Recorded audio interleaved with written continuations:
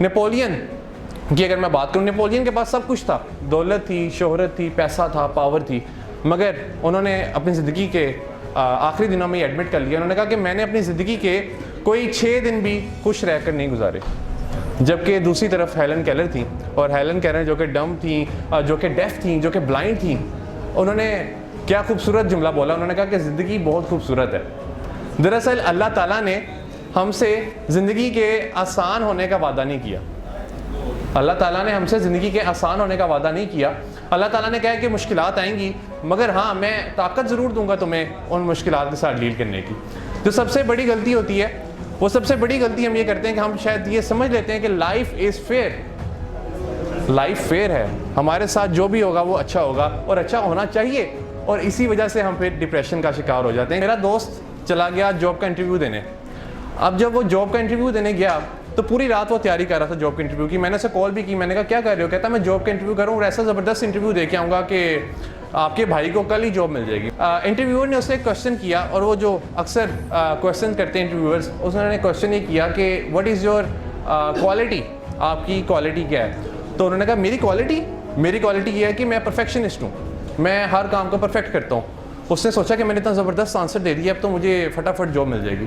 तो इंटरव्यूअर ने कहा कि आपने शायद हमारा ऐड गौर से नहीं पढ़ा। उन्होंने कहा जी बिल्कुल मैंने आपका ऐड गौर से पढ़ा है, आपने मुझे 3 बजे का टाइम दिया हुआ था और मैं पूरे 3 बजे यहाँ पर आया हूँ, और आपकी जो रिक्वायरमेंट थी कि आपको सॉफ्टवेयर इंजीनियर चाहिए, तो मेरी भी डिग्री सॉफ्टवेयर इंजीनियरिंग में ही है, तो मैं आपके पास जॉब लेने हाजिर हो गया हूँ। उन्होंने कहा नहीं, आप हमारी बात को गेट नहीं कर रहे।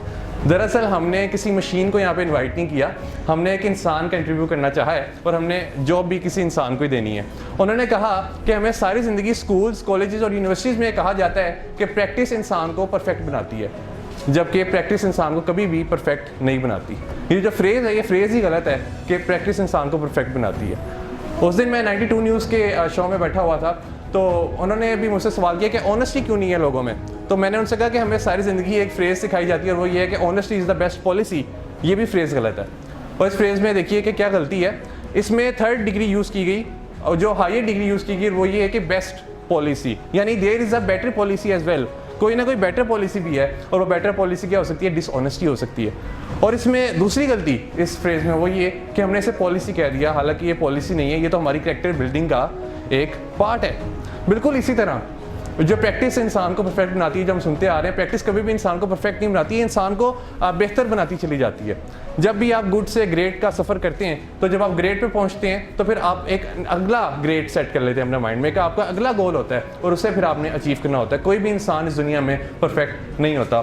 तो वो इंटरव्यूअर ने उसे ये कहकर रिजेक्ट कर दिया कि हमें किसी मशीन को नहीं रखना, हमें इंसानों को रखना है, और हाँ अगर हम तुम्हें रख लेते तो तुम शायद हमारी कंपनी का एनवायरनमेंट ही ख़राब करते, तुम यहाँ पे टेंशन्स क्रिएट करते, और जो तुम्हारे साथ फेलोज थे तुम उन्हें भी तंग करते रहते, क्योंकि तुम्हें तुम्हारी मर्जी के मुताबिक रिजल्ट्स ना मिलते, क्योंकि तुम तो हर चीज़ में परफेक्शन ढूंढ रहे थे, तुम तो हर चीज़ में ये देख रहे थे कि हर चीज़ को परफेक्ट होना चाहिए। और ये वो लोग होते हैं, एक मेरा क्लास फेलो था, उसका A+ ग्रेड आ गया, तो टीचर ने कहा जी कि आप बड़े इंटेलिजेंट हैं कि आपका A+ ग्रेड आ गया। उसने कहा नहीं मैं इंटेलिजेंट नहीं हूँ, क्योंकि उन्होंने कहा, टीचर ने कहा क्यों, आप इंटेलिजेंट क्यों नहीं है, आपको तो A+ ग्रेड आ गया है, पूरी क्लास में सबसे ज़्यादा मार्क्स आपके हैं। उन्होंने कहा कि अगर मैं A+ ग्रेड हासिल कर रहा हूँ इतनी मेहनत के बाद, तो शायद मैं इंटेलिजेंट नहीं हूँ, क्योंकि अगर मैं इंटेलिजेंट होता तो मुझे कभी इतनी मेहनत ना करनी पड़ती।